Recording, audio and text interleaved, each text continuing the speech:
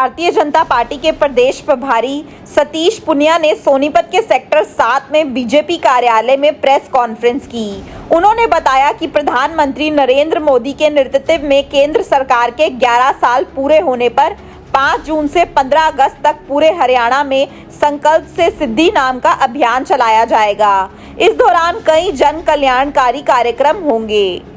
पुनिया ने बताया कि इस अभियान की शुरुआत 5 जून को विश्व पर्यावरण दिवस पर एक पेड़ मां के नाम कार्यक्रम से होगी। हर कार्यकर्ता एक पौधा लगाएगा। 21 जून को अंतर्राष्ट्रीय योग दिवस पर हर मंडल में योग शिविर होंगे और 12 जून को सभी शक्ति केंद्रों पर भी खास कार्यक्रम रखे जाएंगे। इस अभियान के तहत सरकार की उपलब्धियों को जनता तक पहुंचाया जाएगा। सतीश पुनिया ने कांग्रेस पार्टी पर भी निशाना साधा।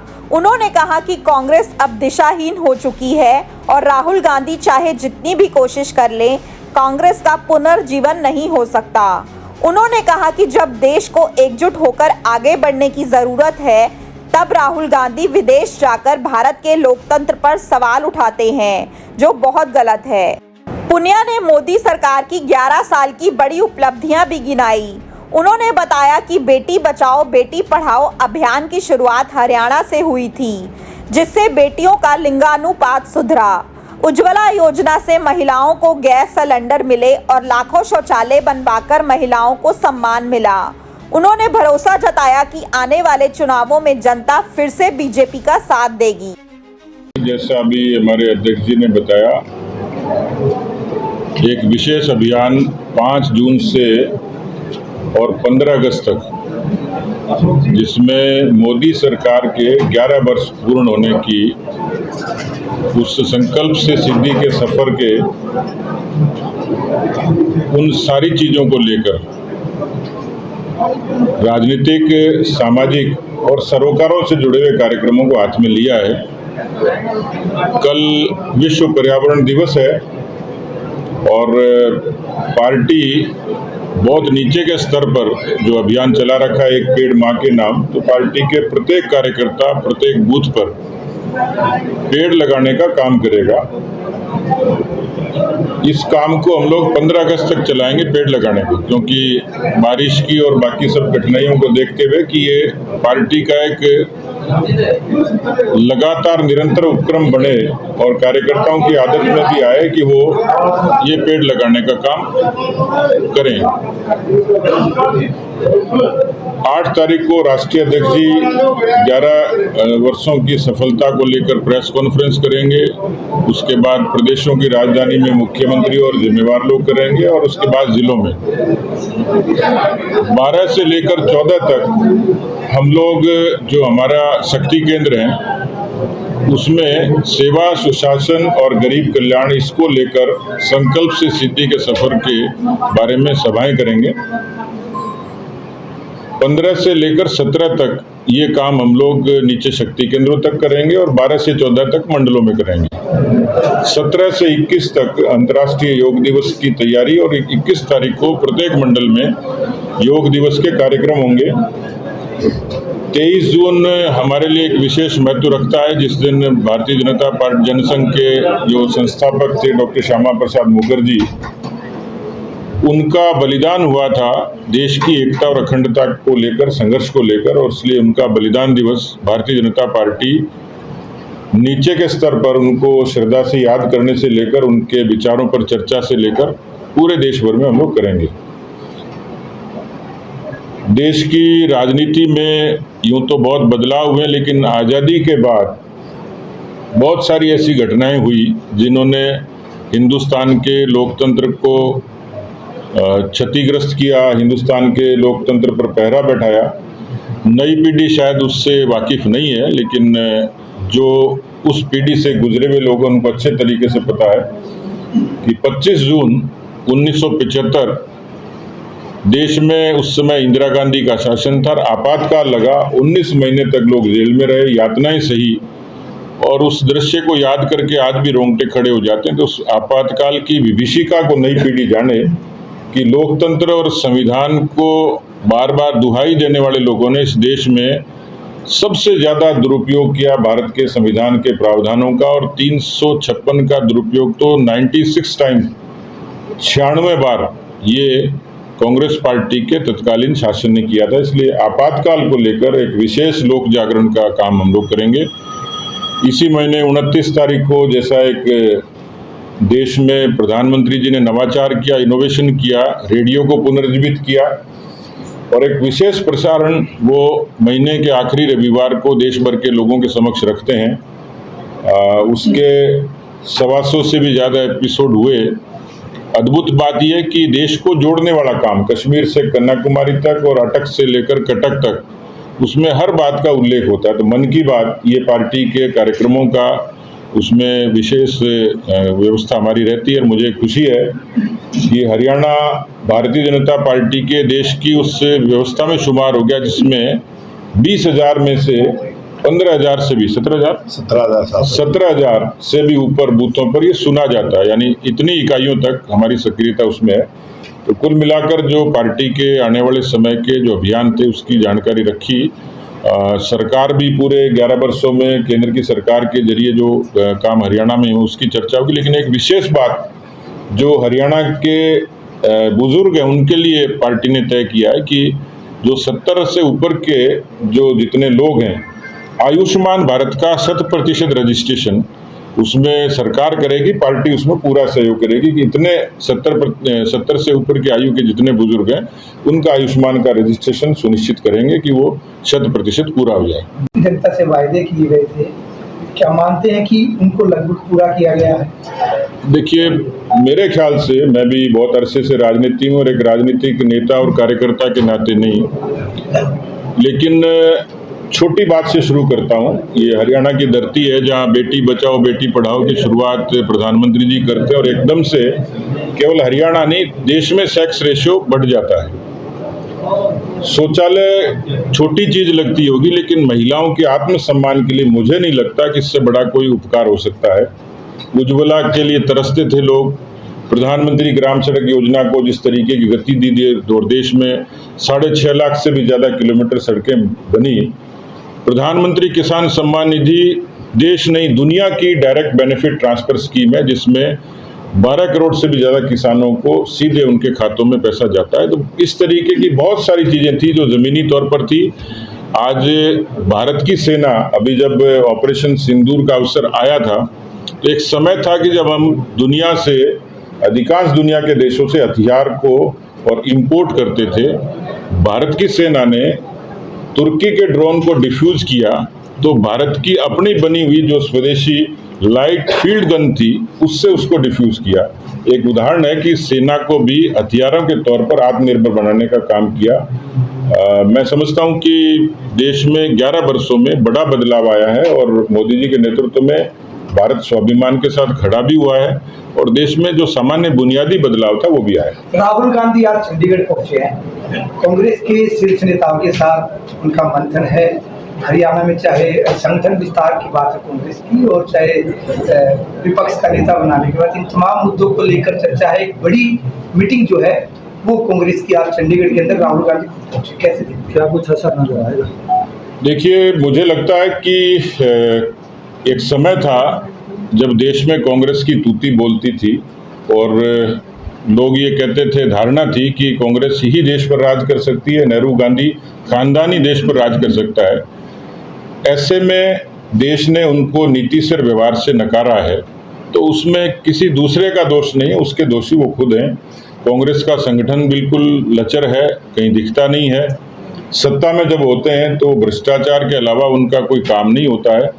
मुझे नहीं लगता कि राहुल गांधी भले आदमी हो सकते हैं, लेकिन राहुल गांधी में योग्यता और क्षमता के तौर पर कांग्रेस को पुनर्जीवित करने की क्षमता मुझे दिखाई नहीं देती। उनके जिस तरीके का आचरण है, देश के सामने अलग रूपों में लोगों ने उनको देखा है, इसलिए मुझे नहीं लगता वो चंडीगढ़, क्या वो इंग्लैंड चले जाएंगे तो भी ये दृश्य रहेगा, अंडमान निकोबार जाएंगे तो भी ये दृश्य रहेगा, हरियाणा हो, पंजाब आओ, राजस्थान जाओ, लेकिन मुझे नहीं लगता कि कांग्रेस की जो वैचारिक तौर पर लोगों ने नकारा है उसमें कांग्रेस का जो दोहरा चरित्र लोगों ने देखा है, अनेक अवसरों पर जब देश में एकजुट होने की स्थिति होती है तो विदेशों में जाकर भारत के लोकतंत्र और संविधान पर उंगली खड़े करते हैं। तो मुझे लगता है कि दुनिया देखती है।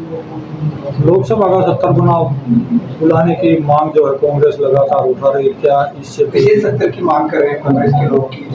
जिस तरीके से ऑपरेशन सिंदूर रहा उसके बाद देखिए, संकट में हम लोग विचार और दल से इतर हम लोग खड़े होते हैं। आज मैं उनके बयान देखता हूं, लेकिन उन्हीं की पार्टी के नेता शशि थरूर से लेकर तमाम लोग, ये मोदी जी की नेतृत्व की ही काबिलियत है कि उन्होंने उदारता से सबको कहा कि इस समय देश का पक्ष दुनिया के सामने जाना चाहिए, आतंकवाद के मसले में पाकिस्तान को कटघरे में खड़ा रहना चाहिए और देश को हकीकत बतानी चाहिए।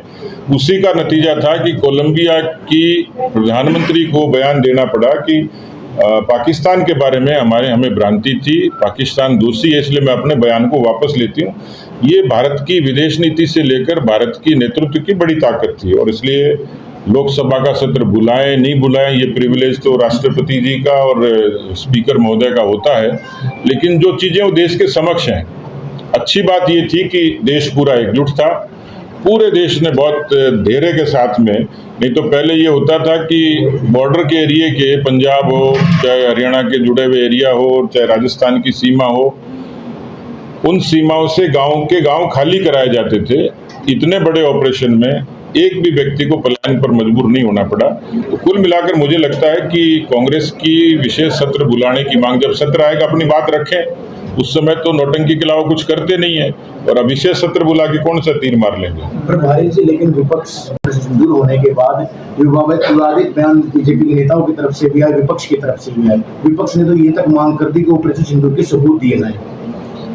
ये हास्यास्पद है कि कांग्रेस हर बार सबूत मांगती है। मेरे ख्याल से सबूत दुनिया को मिल चुका है।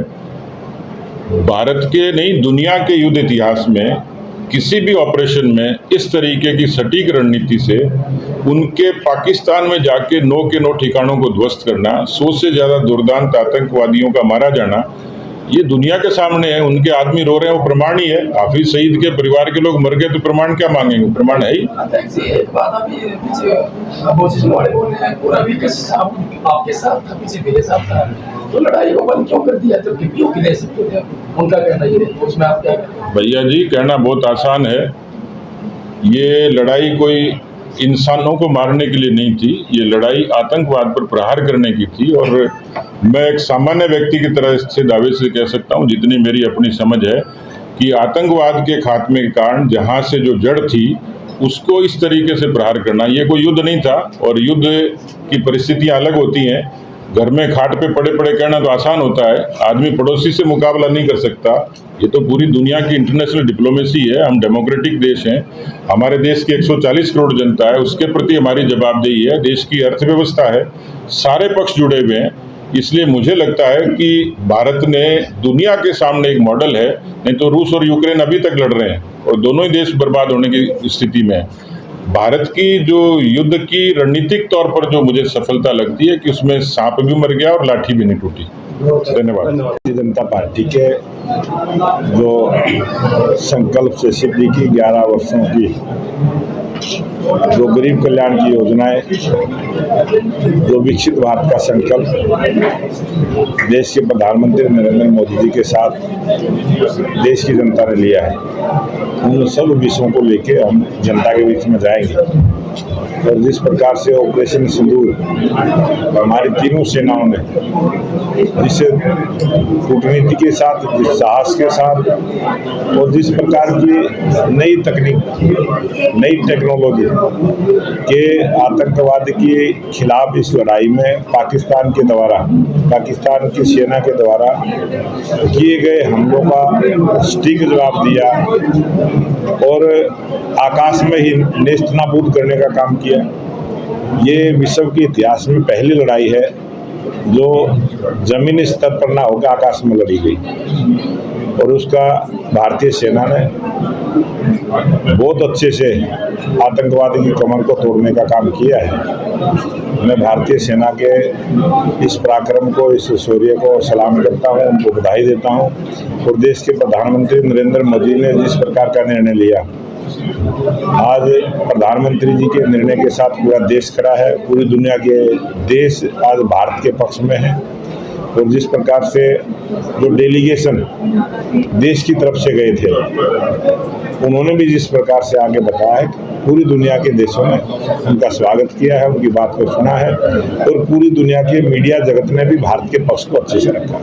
भाजपा का संगठन जो है वो हरियाणा और देश में मजबूत हो रहा है, घर घर जाने की योजना है। ये भारतीय जनता पार्टी के कार्यकर्ता जो गरीब कल्याण की योजनाएं हैं वो घर घर जाएंगे। गरीब कल्याण की योजनाओं का लाभ अगर किसी को नहीं मिला है उसको दिलवाने का काम करेंगे। 70 वर्ष से ऊपर की आयु के प्रत्येक बुजुर्ग को आयुष्मान का लाभ मिले।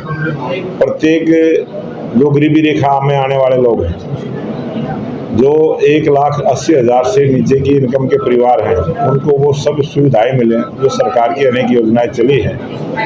और अगर किसी को नहीं उस योजना का लाभ मिला है तो उनको लाभ दिलवाने का काम भारतीय जनता पार्टी के कार्यकर्ता करेंगे। राहुल गांधी के दौरे को किस तरह देखते हैं कि वो राहुल गांधी का दौरा तो वही ढाक के 3 पात रहने वाला है। राहुल गांधी जी जब भी आते हैं वो कुछ लोगों को नए कपड़े पहना के चले जाते हैं, फिर उन कपड़ों को फाड़ने का काम वो हरियाणा के कांग्रेस के नेता करते हैं। अभी उदय भान जी को जो जिम्मेवारी दे रखी है, उनकी टीम भी नहीं बननी। अब हमें लगता है कि उनकी टीम को बनवा के जाने की योजना बनाई है। देखते हैं उनकी टीम बनती है कि नहीं बनती है या उनको ही बदल दिया जाता है। क्या मानते हैं विपक्ष का नेता भी बना? विपक्ष का नेता लोकतंत्र के लिहाज से मैंने पहले भी बोला है कि, और हमारे मुख्यमंत्री नायब सिंह सैनी जी ने विधानसभा में बोला है कि जिस प्रकार के विधायकों की जो भावना है, विधायकों की भावना हुड्डा जी के साथ है, हम उसी से काम चला रहे हैं। अपने शहर की हर ताजा खबर के लिए हमारे चैनल SNA न्यूज को सब्सक्राइब करें, लाइक करें, कमेंट करें व शेयर करें। बेल आइकन दबाना ना भूलें। हमारे अन्य सोशल मीडिया प्लेटफॉर्म्स पर भी हमें फॉलो करें।